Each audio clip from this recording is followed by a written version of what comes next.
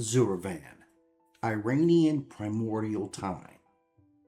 Before the first dawn, before the worlds of light and darkness were divided, before good and evil began their struggle, there was Zurvan.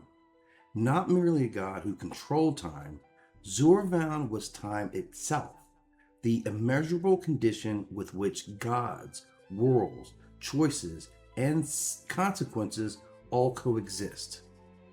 Now, the name derives from the Avestan word meaning time or period of time, and it is alluded that his name itself means infinite or boundless time, or time without end. And that distinction is vital. Infinite time contains every possibility, and limited time turns those possibilities into events with beginning, consequences, and ending. Now, mythologically, Zurvan began as a relatively minor personification of time in early Iranian religious worlds. Later portions, especially a sacred collection of Zoroastrian texts, invoked an aspect of a divine deity called Zurvan. He appears alongside cosmic figures associated with formation and space beyond light and darkness. Now, in these passages, he is not explicitly described as a supreme creator or father of the existing opposing forces, but Ohrmazd gave us a divine embodiment of time, not just a complete creation story, but the earlier associations. This elevation occurs in a later form of Iranian theology known as Zurvanism. Now, in this Zurvanite creation myth, Zurvan existed before the cosmic struggle. He became the primordial parent of the form of Ohrmazd, who is of course associated with light, order, and good, and Ahriman, the creature associated with destruction, deception, darkness, and evil. So this makes him something almost unimaginable, the source from which both sides of the cosmic conflict emerge. He is not simply another participant in the battle between good and evil. He was time within which the battle became possible. Now, according to versions maintained by Armenian, Greek, and Arabic writers, Zurvan desired a son who would create heaven and earth. And to produce this son, Zurvan performed sacrifices for 1,000 years. From the power of that sacrifice, Ahriman or Ohrmazd was conceived. But after sacrificing so long, Zurvan experienced a moment of doubt. Will these sacrifices accomplish anything? That single doubt also became creative.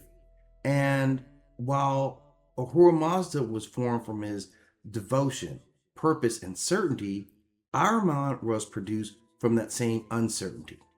He consequently carried two children, one born of faithful intention and the other born from doubt. This story is theologically explosive because evil does not evade creation from somewhere completely outside of original reality. Evil emerges as a consequence of a fracture within the primordial act of creation itself. He does not deliberately create Ahriman, but once doubt existed, doubt produced something real. The promise to the firstborn. Now, Zurvan promised that whatever son appeared first would receive sovereignty. Ahriman, possessing knowledge of Zurvan's intention, revealed this promise to Ahriman. Ahriman then violently forced his way before his brother and presented himself as the firstborn. But Zurvan did not recognize him as the expected child. Ahriman was dark, destructive, and foul, while Ohrmazd was luminous and fragrant. Zurvan understood that Ahriman was the product of his doubt, not the son his sacrifices had been intended to create. Nevertheless, time had given its word. Zurvan could not simply pretend that the promise had never been made. Ahriman had arrived first, even if he had done so through deception and violence. Zurvan therefore granted Ahriman a temporary period of dominion, commonly represented as 9,000 years, after which Ohrmazda's order would ultimately triumph. This made Zurvan more than the father of twins. He becomes the enforcement of cosmic limitation. Evil may rule, but evil cannot rule forever. The destructive spirit receives an age. A good spirit inherits eternity. The precise relationship between Zurvanite myth and Zoroastrianism's 9,000-year cosmic struggle must be handled carefully. The surviving sources do not present one perfectly complete Zurvanite account, and some elements have been reconstructed by comparing different traditions.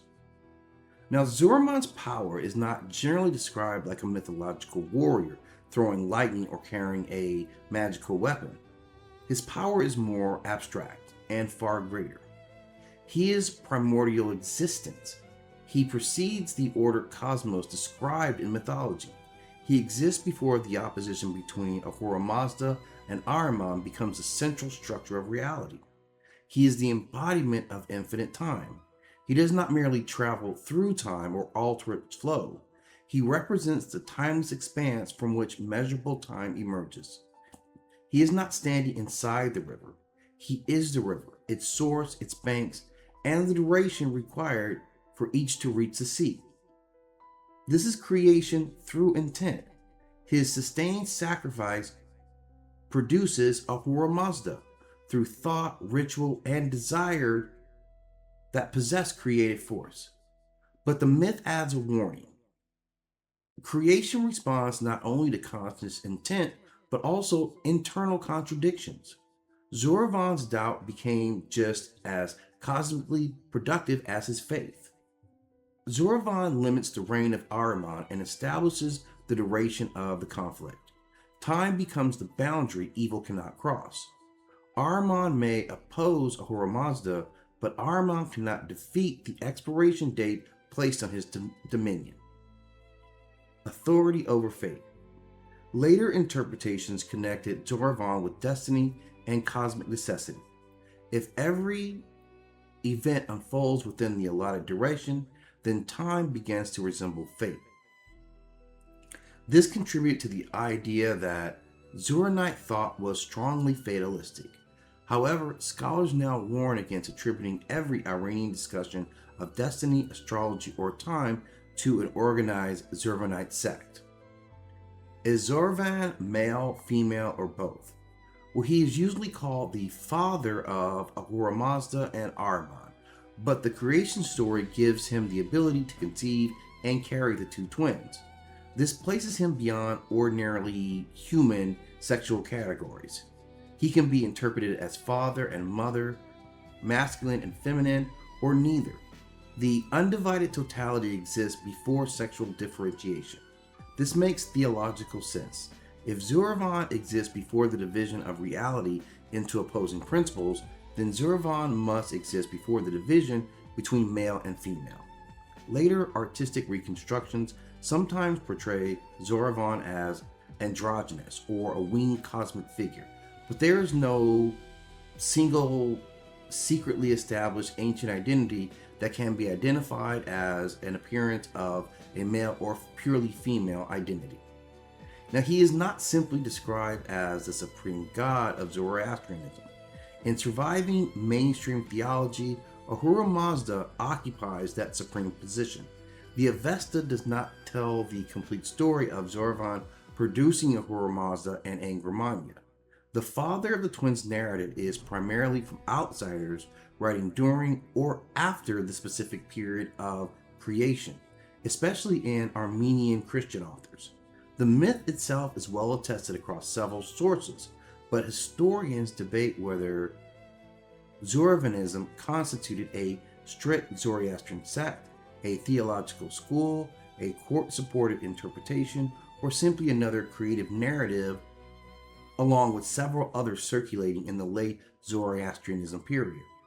The myth appears to have held particular importance in the 5th century, but modern scholarship is more cautious about imagining a completely separate church with clearly defined membership and doctrines. The distinct protects the profile from historical mistakes. Zurvan is ancient, but a fully developed story as a supreme parent is not plainly stated in the Avesta. The most psychologically powerful part of the myth is not that Zurvan produces two sons, it's how he produces them. Ohrmazd rises from the purpose behind thousands of years of sacrifice, but Ahriman arises from one moment of doubt. The myth recognizes something brutal about consciousness. A thought does not need to be desired in order to have consequences. His doubt does not cancel out the goodness he created, but it creates a shadow alongside that goodness. This can be read as a representation of self-sabotage, intrinsic thought, anxiety during creation, the unintended consequences of power, or the shadow accompanying every conscious intention. It teaches that creation is never produced by intention alone. It also carries the uncertainty, fear, and contradiction of its creator. Zurvan is not merely the Iranian god of clocks, aging, or historical chronology. He is primordial time, the reality that existed before the cosmic twins, the parent whose certainty produced Ohrmazd and whose doubt produced Ahriman. His myth transforms a Zoroastrian struggle between good and evil into something much larger. Good and evil do not fight in an endless vacuum. The conflict has a boundary. Darkness may seize the first moment, but time itself denies darkness the final glory. Ahriman may rule for an age, Ohrmazd receives what comes after, and Zurvan remains the infinite duration that contains them both.